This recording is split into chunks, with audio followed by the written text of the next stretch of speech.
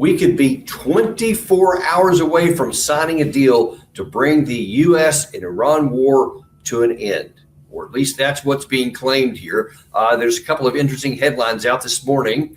First of all, Pakistani Prime Minister says that the U.S.-Iran peace deal could be signed within 24 hours.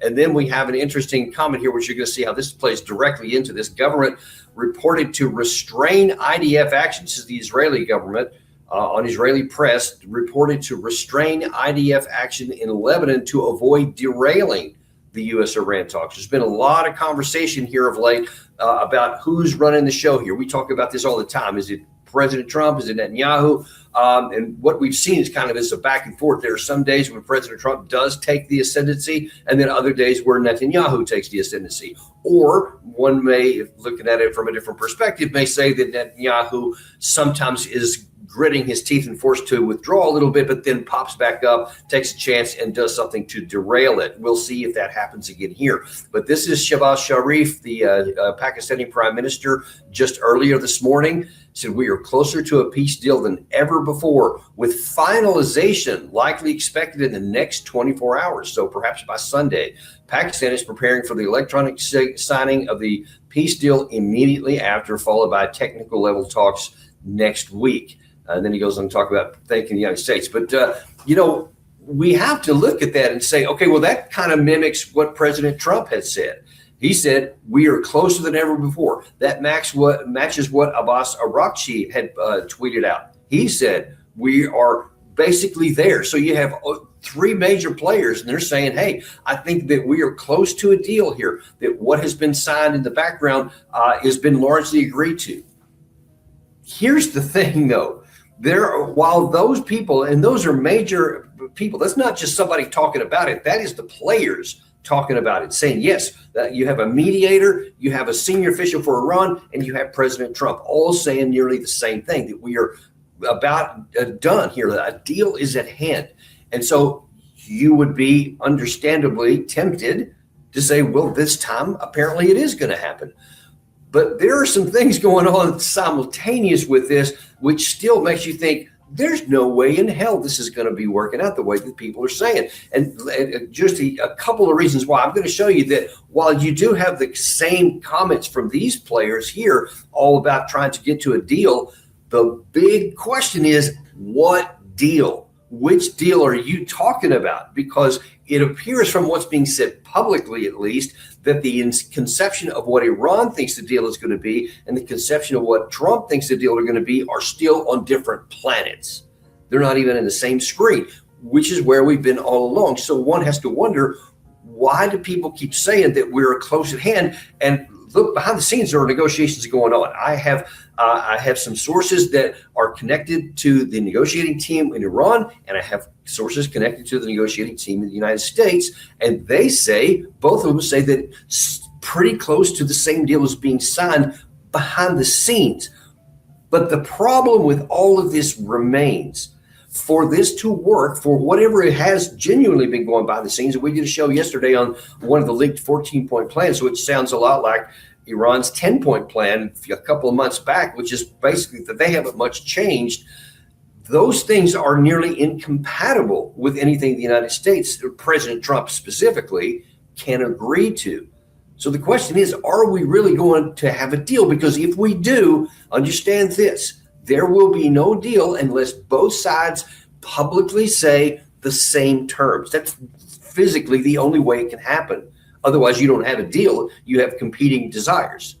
So for there to be one single text that both sides sign off on, somebody's going to have to make some major changes. Either the things that the Iranians have been saying ad nauseum that they have to have in a deal, and the other things that they can't have in a deal. They're either going to have to make a radical change and accept something they said they wouldn't before, or there won't be a deal here. On the other hand, President Trump, the things that he has been saying publicly, that the deal it must be this and it can't be that. He's going to have to change dramatically because these two versions are not compatible.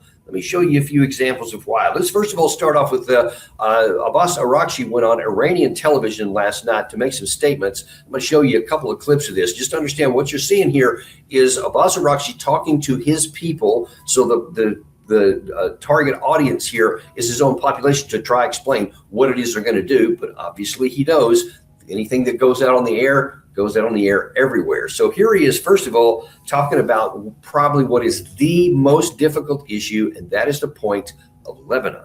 In the current agreement, which is called a Memorandum of Understanding and is known as the Islamabad Memorandum, or has been named the Islamabad Memorandum, an end to the war is declared on all fronts, including Lebanon. I have said this many times. We have never forgotten Lebanon in this war, because Lebanon and Hezbollah, in any case, fought alongside the people of Iran in this war, and we will never abandon them. That is a major deal. Look, you're going to have to completely end the war in Lebanon on all fronts. And separately, other Iranian leaders have said, and that means all fronts, not just Lebanon, but that means Hamas. That means Gaza Strip. That means the West Bank. That means all of the fronts. Israel has to stop all of these wars.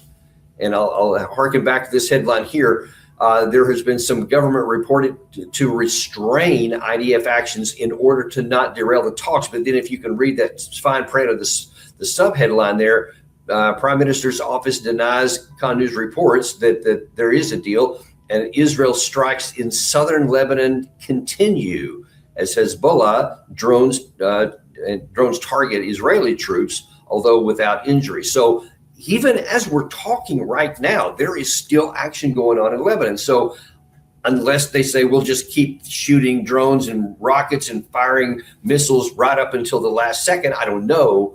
But if that doesn't stop, there won't be a deal, according to Abbas Araghchi, unless they somehow radically change what they've been saying. Well, now listen, even it's also to understand what the deal is that's being talked about. This is not a final deal to end the war.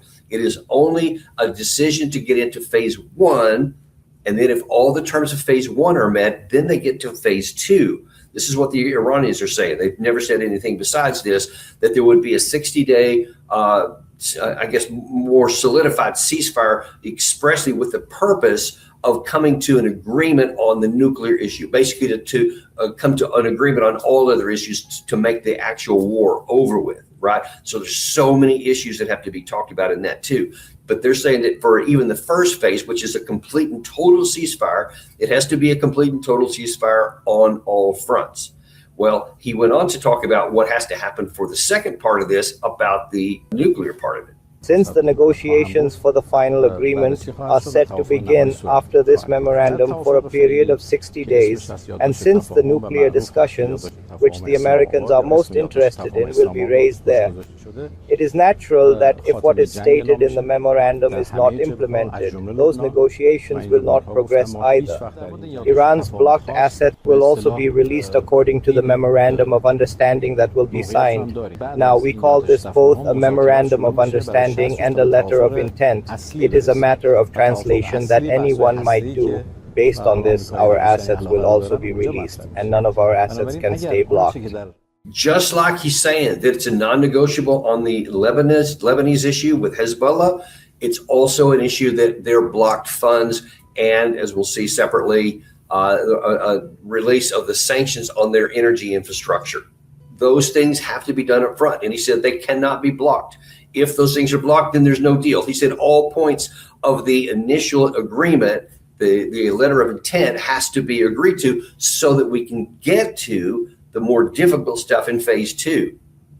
Confidence building measures. The process is not uncommon at all. That's the way many agreements are done. It's actually logical and reasonable that you have to agree on these things first. You get the things to agree to that you can both come to some agreements with at the initial phase so that you can get to the harder stuff, which is why they want to have this 60-day period, which of course it says both sides can agree to extend if it gets there. But we're going to see about the Israeli side here in a second. But first of all, let's take a look at what the President Trump said on the same topic that Abbas Araghchi just said last night, about that there's no deal if our frozen assets are not released first. Would you unfreeze any Iranian assets or lift any sanctions up front as a part of any deal? So that would come after. Comes after, yeah. If they behave, turned if they over do a good their job, we nuclear start enrichment. talking, yeah. No, nothing will be upfront. If they behave and all that kind of stuff. Don't you see where there's a problem here? You see President Trump, you see Abbas Araghchi, you see the Pakistani Prime Minister all saying a deal is at hand. Could come tomorrow. And yet you see publicly the two sides are still talking on different planets. So I cannot for the life of me understand if there is genuinely some kind of mutually agreeable language that exists someplace that all the parties say they're ready to sign, then why are they publicly saying something that one of them is going to have to walk back in a pretty major way? And listen, for all the stuff that President Trump has just said there, let's take a look at what Prime Minister Netanyahu has said, because he released this comment yesterday where he said that although Israel is not a party to the Memorandum of Understanding, the Prime Minister expressed his appreciation for President Trump's commitment that the final agreement reached at the conclusion of the negotiations will include the removal of enriched material. Iran is categorical. That will never happen. The dismantling of enrichment infrastructure. Iran is categorical. That will never happen. Limitations on their missile production. Iran has said that's not even on the table. And the cessation of Iran's support for its terrorist proxies, what the Iranians call their allies, regional allies, which they say must be stopped before there's even phase one. So again, you see that the public statements made by so many of these participants in the war, as Israel obviously is, are just on. I mean, if Iran's over here, Trump's over here, Netanyahu's off here. You can't. They're so far apart. You can't even get them in on the screen where I'm showing you how far apart they are, and you see what they continue to say over and over. And you just got to wonder how can these things be reconciled in the next 24 hours? Because again, everybody has to publicly be in agreement with it, or there's no deal. Now, earlier today, Professor Saeed Mohammed Morandi, who we've had on the show a number of times, who was part of Iran's last negotiating team that went to Pakistan to try and work the first time that there was an attempt to reach a deal. He went on with our friend Nima Al-Khorshid from Dialogue Works this morning, and he just said, listen, there are a few just categorical must-haves and won't includes. The Iranians have said very clearly there will be no deal if the regime does not withdraw. It doesn't go back to where it was 3 months ago for this period. At the end of the day, it has to leave Lebanon completely, but it has to go before this war began. And that's, I think, 5 points where they occupied. They have to withdraw completely, and they will no longer be allowed to bomb Lebanon. And if they don't do that, there's no deal. If the Americans don't release the Iranian assets, there's no deal. If the Americans don't lift the siege, there's no deal. If the Americans don't lift the sanctions on Iranian energy exports, there's no deal. And what leverage does Iran have? It has its missiles, it has its drones, it has its military capability that we've seen used in the last couple of weeks. And it has, of course, the control over the Strait of Hormuz.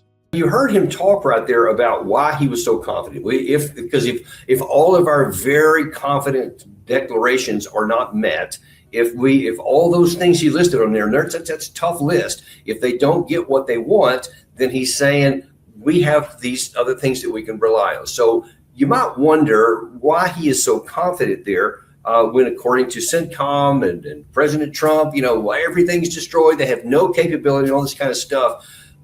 We've been showing you this graphic here about the Yazd Granite Fortress several times in the past. And one of our viewers, I think it was one of our guests, actually said, he said, this is kind of a representation, but it's not really to scale, and it doesn't show just how big it is, because if you're just looking at this right here, it makes it look like these missiles are hitting off the granite mountain, and they're not going through even in the picture here, but it makes it look like it's pretty close to the surface. Well, let me show you. Somebody has published here recently a more detailed actual representation of the scale of the Yazd facility.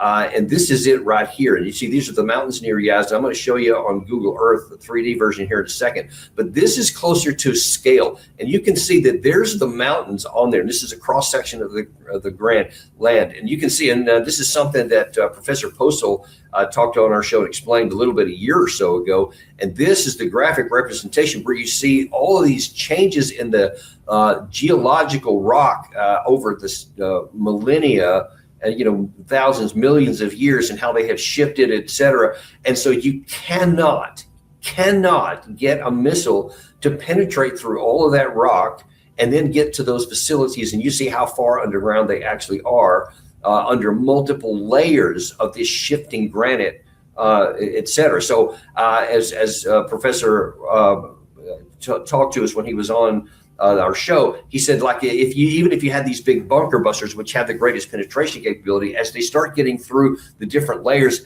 and it's whatever angle of entry you may want to have, it's not like there's a air vent or something. You can just go down the air vent, because the things are made so that that doesn't work, because they go at different angles and then they cut across cross sections, etc. Meanwhile, the missile, as it's coming in at whatever angle, the ground itself is at different angles and changes angles. So even as it makes its initial penetration, it's going to hit different angles, and it's going to slide it into another direction, which continues to take the penetration power away and drain it down so that it can't come within any fraction of the percentage of territory it would need to cover that. So all it does is just basically mess up the ground on the top. That's about all it does. And you see there are reportedly over 30 of these. By some accounts, there is closer to 40. This is one of them. This is just the Yazd facility. And let me show you where this one actually is on the ground, because that's one thing to see how the cross section is. But here it is. This is Yazd in the bottom of the screen here. You can see that. And then you roll up to the mountains that are just off to the other side. So this is what you were seeing in there. This is the 3D rendition of those mountains. And you see how big and tall that they are. And you see these are just what's on the surface here, right? So you've got to get through all of this rock, and then you've got to get to all the area underneath the rock. And so let me go back and I'll show you that. So you can see that's on the surface here. And then with this cross section, you see you've got to get underneath everything I just showed you, and then all of these other layers. And you see that it's a physical impossibility, not a virtual, a physical impossibility. Nuclear weapons can't get to that. As I've mentioned before, I've been in our versions of those bunkers, and nuclear weapons can't get to them either. Therefore, if we go back to active war and we try to do in the next phase what we failed to do in the first phase, is 40 some odd days, then you can see there's not going to be any success there either. Meanwhile, they have even some of the exit doors and some of the launch tubes, etc., that were knocked out and covered over. The Iranians have gone back with engineering, because they have engineers prepared for this very thing, because they expect it, and they've been able to, some of those things they got even during the 40 days, we'd knock them out, and then a few days later, sometimes in some cases even with hours later, they had them cleared back off and they were still operational. So they have categorically proven, both during the 12-day war last year and then during this current conflict here, that there's nothing that we can do to stop that. So if we go back to fighting all these targets that they say they'll hit, they can, because we can't stop them. And that gives them the confidence to say, these are our positions, this is where we're going, and that's where we're going to stay. So evidence suggests that when this, whatever is released potentially tomorrow, it's not going to be anything President Trump has been talking about. It almost, I cannot imagine, given what I just showed you, why the Iranian side would have been saying all of this stuff that Professor Morandi just said, that Abbas Araghchi said on TV last night, that suddenly they're going to go radically back on that, and it's something that Trump said is going to actually rule the day, and they're going to give in on those things. I just can't see any rational reason why they wouldn't. And that is starting to occur to more and more people. You can see that Prime Minister Netanyahu is really upset. Well, the biggest war cheerleader that we show you a lot of times, Jack Keane, almost cried on camera. This is a diabolical, ideological-driven regime that wants to survive, number one, and two, is fundamentally committed to their ideology. It brings into question whether they're capable of making the deal, and number two, whether they would ever implement it and hold to the tenets of the deal. And the reason is why we have skepticism about it, because it doesn't support their ideology. That's the reality of what we're facing here and how significant the challenge is with this diplomatic path. You and I preferred the other option. Finish them with as much military capability as we can, weaken them so much militarily and economically that they would be on a path to eventual collapse, where the people would be able to, in time, deal and put in place a different leadership and regime. That is not the path we're on now, and that path is certainly going to be challenging. But the president will not make a bad deal, in my mind. Yeah, you hope he doesn't. But dude, seriously, General, your fantasy. You're going to say we need to continue to fight and to pound their capabilities and put them on a path to economic ruin. Did you not see this chart on open source? Was somehow at the Institute for the Study of War, did none of your analysts know this? I mean, obviously they do. So you should know this too. For the life of me, I cannot understand why somebody with 4 stars who was in the service for whatever it was, like 40 years or something like that, had lots of combat experience and has operated at the highest levels. How can he say stuff like this that is so self-evidently untrue? You're not going to penetrate a mountain with granite contortions under the surface like this, hundreds of meters down. You're just not going to, and we've proven we can't. So why do you keep talking like that's what I think we should do? And President Trump, I think, is wrong to go down this path. You see that he's on the Israeli side, of course. He's absolutely lockstep with Benjamin Netanyahu, with Mark Levin, whose show he was on. They want to go back to fighting because they just, I don't know. They just say, no, I know it's granite. I know it's hundreds of meters down. I know we tried before. I know they're designed to survive nuclear weapons, but maybe it'll work anyway. Let's try again. I just cannot understand the logic behind that kind of thing. But that's folks, where we are. That's what has happened right now. And that's, believe me, nobody's going to be more eager to see what language comes out of all of these people saying that we're of one mind and we have a deal, a memorandum of understanding that's going to get us into a 60-day ceasefire that's going to get us to phase 2, which is negotiating the more difficult stuff with the nuclear program and all that kind of stuff. I'll be shocked if it happens, and I'll be happy if it does. And boy, this is one of those times I'd really love to be proven wrong.